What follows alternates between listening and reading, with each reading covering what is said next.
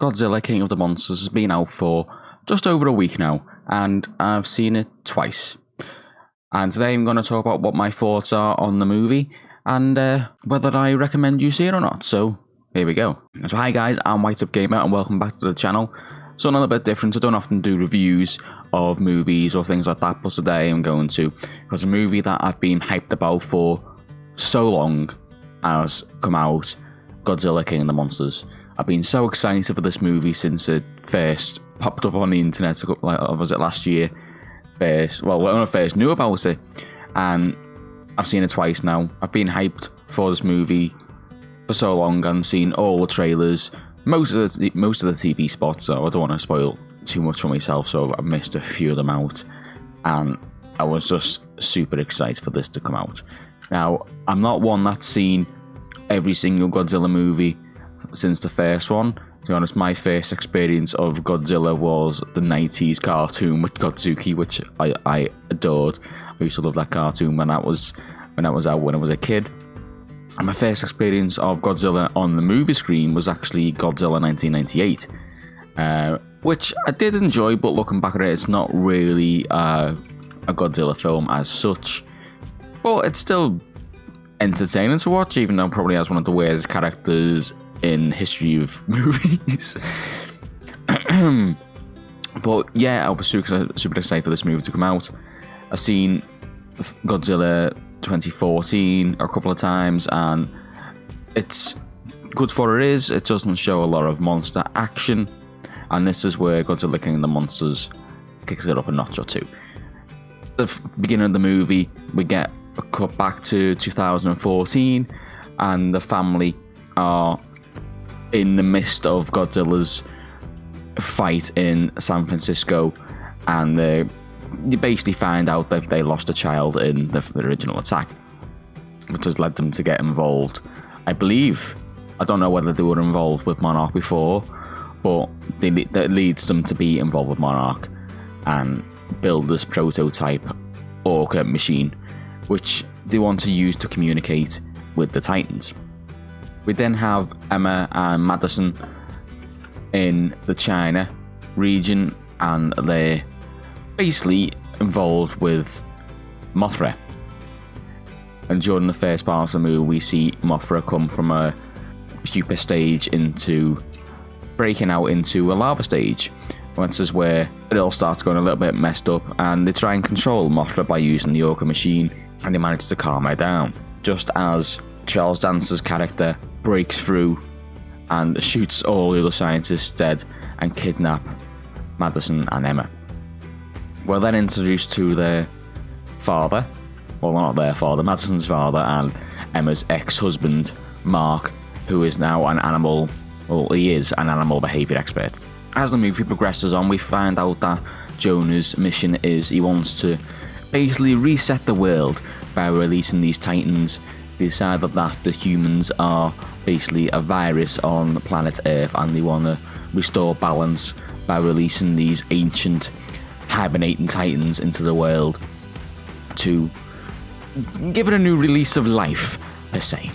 But it all goes a bit wrong because he wants to release King Ghidorah, who is locked away in his icy tomb, and they wake him up. To which we have our first introduction to Godzilla versus King Ghidorah, which is a fantastic introduction. We get the old school score by Pepe McCreary, who's done an amazing job, which I'll talk about more further down the line in this review. But we have our first battle, which is shot pretty well, and Godzilla loses and King Ghidorah takes off. Next thing we know, Jonah and Emma and Madison are off to Isla de Mara to release Rodan, the fire demon, which is probably the awakening of Rodan is probably my favourite moment in the movie. He was my favourite Titan in the trailers. I just love the idea of this fiery, giant bird-like creature. I'm basically causing absolute destruction just by flying over things.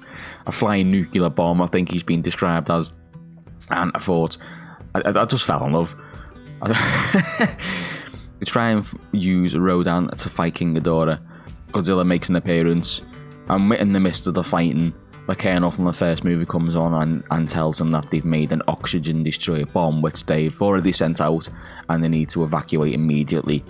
This then fundamentally kills Godzilla, and King Ghidorah takes from the water, and then releases a momentous cry, screech, roar, and awakens all the other Titans on the planet. He is now claimed to be the new king, the new alpha of the Titans. So as all the other Titans are now attacking all over the world, they finally realise that they've probably destroyed the best chance of being able to kill this King Ghidorah, well, just Ghidorah, and they have to find a way to basically help Godzilla. Mothra hatches from her cocoon and into her final form of the moth, the giant moth, and flies to communicate to tell them where Godzilla is. And they have to basically go down deep into the ocean and find Godzilla's location. And they use a nuclear bomb to basically give him like a giant dose of coffee, and he's ready, he's energized to fight again. And in the midst of that, Dr. Serizawa sacrifices himself to do this, which is quite a sad moment in the film, to be honest. I found that quite sad, but it gave his character arc a really good ending. We have then the fight between the 4 Titans in Boston, which is an epic scene in itself, and Godzilla comes out on top after going into Fire Godzilla form, which is basically unkillable. He is just so powerful, it's unbelievable. And we end the movie with all the Titans basically bowing down to this new ruler of the Titans, the king of the monsters, Godzilla. So that's a very basic run through of the storyline. I found it's basic in itself, but you're not there for a deep telling story. I don't think people like myself who are monster movie fans just want to see giant monsters fighting, and that's what we get. There's some parts of the story are a little bit iffy, and you do question it, but I think in terms of movies like that, you've just got to kind of go with it and just go, okay, this is the way it is now. I found the human characters themselves, most to be very good. I think Mark's character he's kind of like an all-action hero. He kind of knows the solution to everything, which I think can be a little bit strange when he's brought in by Monarch to help them, but seems to know the answer to absolutely every question thrown at him, or knows what to do in every situation, which I suppose it works for the movie itself, but if you're looking at reality, it kind of doesn't make sense, because I don't think there's anyone like that. Emma's character, I found her arc to be pretty good. Having this idea of trying to save the world for her fallen son Andrew doesn't turn out to be the way she imagined it, and turns that around to sacrifice herself to help save the planet and kill King Ghidorah. Madison's character, I think Millie Bobby Brown does a really good job in her first feature-length movie. I think she's such a talented young girl. I think she's going to have an incredible career coming up, and much of the cast do a good job for what they are. Some parts of the movie I think could be improved, as such some of the fight scenes with the giant titans are a little bit shaky. I watched it in Cineworld on the Screen X, which is basically a 270-degree angle viewing thing, so you've got it all up the sides as well, which during the fight scenes with the shaky camera seemed to kind of exaggerate it a little bit out of the corner of my eyes, and I felt a little bit kind of like I was going a little bit motion sick with it, but I think that just might be effect of the Screen X rather than bad camera shots, because when I watched it on IMAX originally, I found it perfect, to be honest. Just gives it that shot. There are some scenes, I think particularly where Godzilla is re-energized and he's up on the surface of the ocean. It makes you wonder how he's doing that. I know when he was 300-foot Titan, but he seems to be standing up in what seems to be 50 foot of water with up to his knees somehow, where he's been kind of in the Pacific Ocean, which it doesn't make much sense, but unless he's like a little duck swan with his little legs going underneath.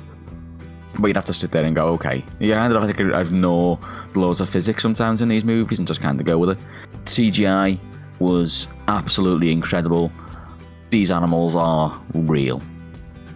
The progress of CGI over the past 20 years has been absolutely incredible, and if it's used well enough like it is in this movie, it is like they are real, and it seems so in this movie. They're done so well.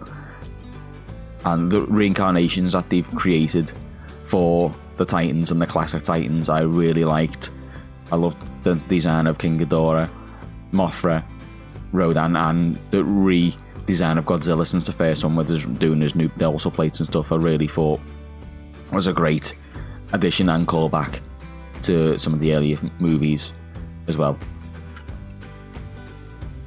The soundtrack, I think Bear McCreary has done an incredible job of the soundtrack. In fact, I think I've been listening to the soundtrack since it came out, and we started getting little teasers here now and then, and I think he's done an absolutely amazing job. It's probably one of my favourite soundtracks that I've ever heard, to be honest. The sound that they've gone for, some of the classic sounds, the classic themes of the I was gonna say dinosaurs then, of the Titans, just suits this movie down to a T. And I think the whole crew has done an incredible job of making this movie and making it for the fans, but also modernising it for modern audiences as well. So my girlfriend is a massive Godzilla fan and loves the original movies, watched them all as a kid, and she was quite nervous about going to see this. Me being me, reassuring her, going, this guy directing it is a big fan as well, and he's not going to do a bad job of this. He's been a fan since he was a kid, and of the originals, and it's gonna be what he wants. And she came out of it as an old school Godzilla fan, loving it. And that, I think that says a lot about the movie.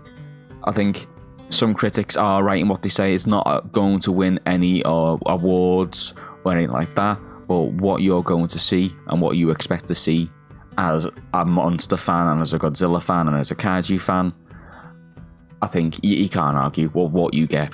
It is action-packed, it is visually stunning, the sound design is incredible. Yeah, some of the human characters and some of the things that happen in the movie can be quite questionable, but if you ignore that and just watch it for what it is, I think it is an absolutely incredible movie. And to be honest, I enjoyed this a hell of a lot more than I did Avengers Endgame.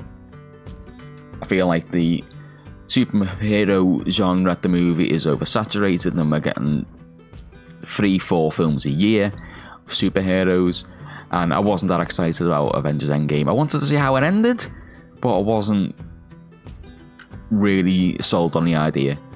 But this, for me, is a breath of fresh air, and I really enjoyed it. And I want to go and see it as many times as I can. I love the soundtrack. I can't wait for it to come out on Blu-ray so I can rewatch it, and I just can't wait to see it. So I would, as a moviegoer, and as you're sitting there with your popcorn and you want to lose your mind watching this movie, I would I would really recommend that you see this movie, even if you aren't a monster fan, a kaiju fan, or a Godzilla fan. It's the summer blockbuster you need to see. You need to see it on the big screen. Go and see it in IMAX. You need to see this on the biggest screen possible. Is what they're selling to you on social media and all over the internet, on TV. Go and see it on the biggest screen possible, on IMAX if you can, because I'll tell you, it is bloody worth it. So go and see it. It gets a solid 9 out of 10 for me. I really enjoyed it. That score might change over time. When Godzilla vs. Kong comes out, it might be different, but for now, it's the film of the year for me. I really enjoyed it, so go and see it. So thank you for watching, guys. I hope you enjoyed this review, going over the story and everything. Let me know what you thought of the movie down below. And of course, if you're new and you haven't already, then please don't forget to subscribe if you like dinosaurs and stuff like that, because this is where the place to be is. So thanks for watching, guys. See you next time.